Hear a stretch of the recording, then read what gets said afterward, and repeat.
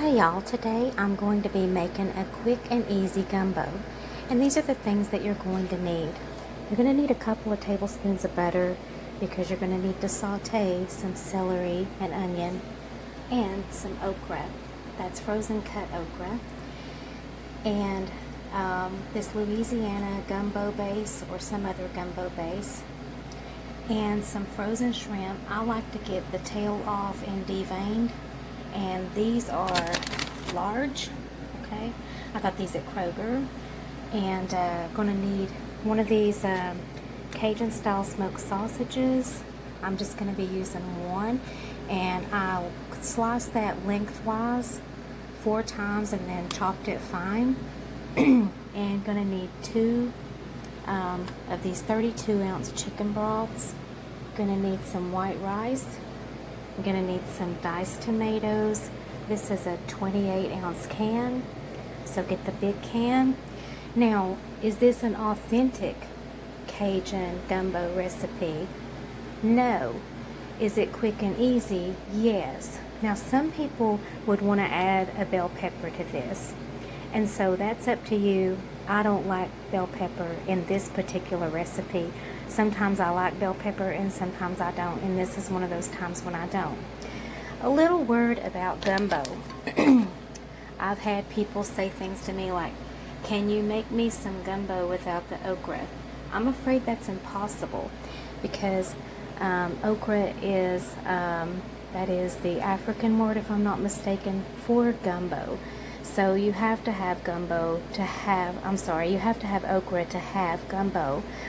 And so if you don't want to use okra, just say that you're making a Cajun shrimp soup, okay?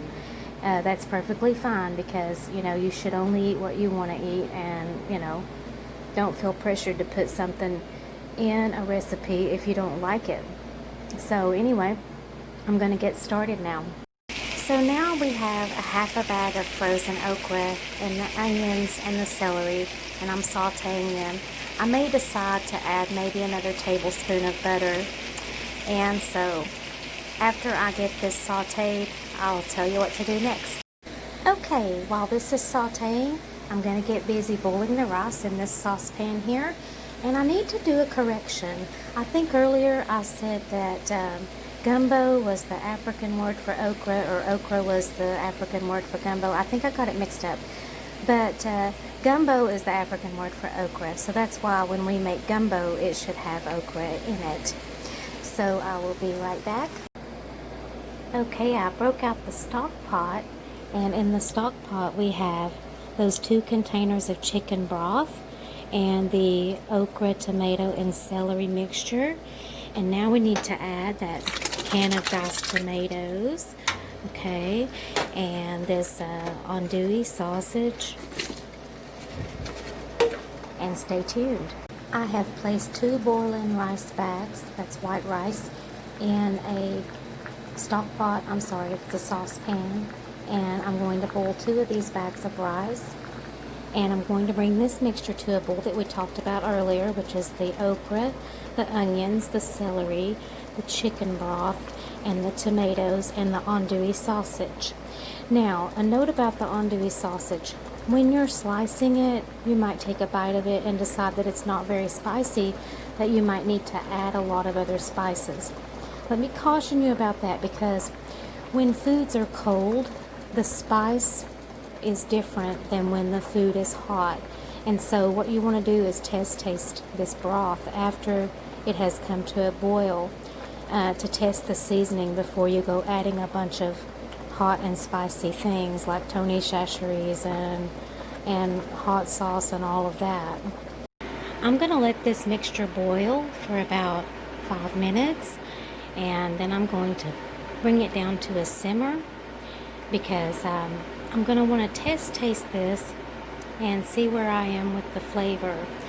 If it's not spicy enough, actually, I think I'll just let folks add their own hot sauce, okay? And you can use any kind you like. I just like the Frank's, okay? Doesn't really matter. Just, you know, be the master of your own destiny and season your own gumbo. After I brought the rice to a boil, I then put it on low so that it could simmer. It's still going to cook, but this will prevent a boil over. As I said earlier, I brought the mixture to a boil here for about 5 minutes, and now I have turned it on low so that it can simmer, because okra kind of tends to have a tough texture, and I want to soften that okra up.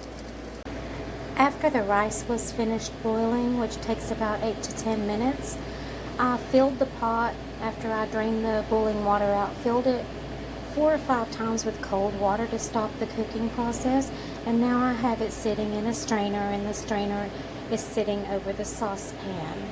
Okay, after this 5-minute boil and 10-minute simmer, I did a test taste, and I decided that I want to kick it up a notch with this gumbo base right here. And I'm going to start with 2 tablespoons, and I'm going to give it a stir, and then I'm going to give it a test taste, because you don't want to over season this, because you don't want to be miserable while you're eating it, basically. So here we go. Now that soup base, okay, it can be kind of thick, alright, and so you have to kind of mash it up, you know, with a spatula, and because it has a thickening agent in it, and so it tends to kind of glom together, you know, and it just, you know, kind of balls up in your soup, and you don't want that. So you're going to have to give your soup a good stir, alright? And then to really break that stuff up, I bring this to a boil one more time. Now I'm going to do a little something called shrimp as you go. Okay, what I have done is I have taken 8 of these ladles here, and I have put it in this saucepan, and because it's just me and my husband tonight, I'm going to be adding 16 of these shrimp. Okay, and I'm going to bring it to a boil, and I'm going to cook these shrimp until they're pink and curly, because I bought the raw shrimp so that I wouldn't have overcooked shrimp. Now, if you were serving, say, 5 or 6 people or whatever, you could put the whole bag of shrimp in here if you wanted to, because it's going to be eaten. But in our case, you know, just 2 people, so I don't want to overcook the shrimp and then, you know, heat this up tomorrow or whatever and just have like shrimp that's so tough you can't eat it. So that's why I'm saying that I'm going to shrimp as I go. And so I'm going to turn this on high and bring it to a boil, and once it comes to a boil, I'm going to turn it on low and cook the shrimp until they're pink and curly and opaque. As you can see right now, they're kind of gray looking, and that's not it's not done. So, and then after I have cooked that, I'm going to take this bowl here, and I have put a half a cup of rice there, and then I'm going to pour in about 4 ladles of this mixture right here, and that will make a serving. Okay, now our shrimp is done. It doesn't take that long, about 5 minutes or so, and it's pink and curly and it's opaque. You can't see through it anymore. Alright. Oh, I wish we had smell-o-vision. This smells so good.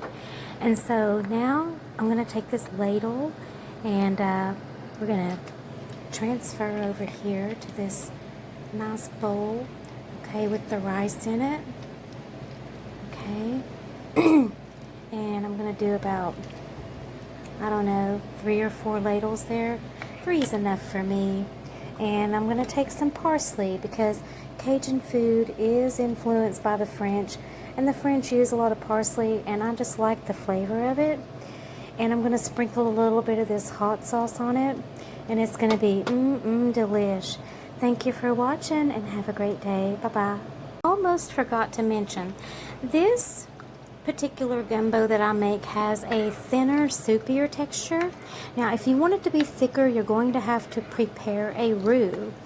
And some people like roux, and some people don't. Me, I like a thinner, soupier kind of gumbo, but that's just me, alright? If you want to make a roux, you can.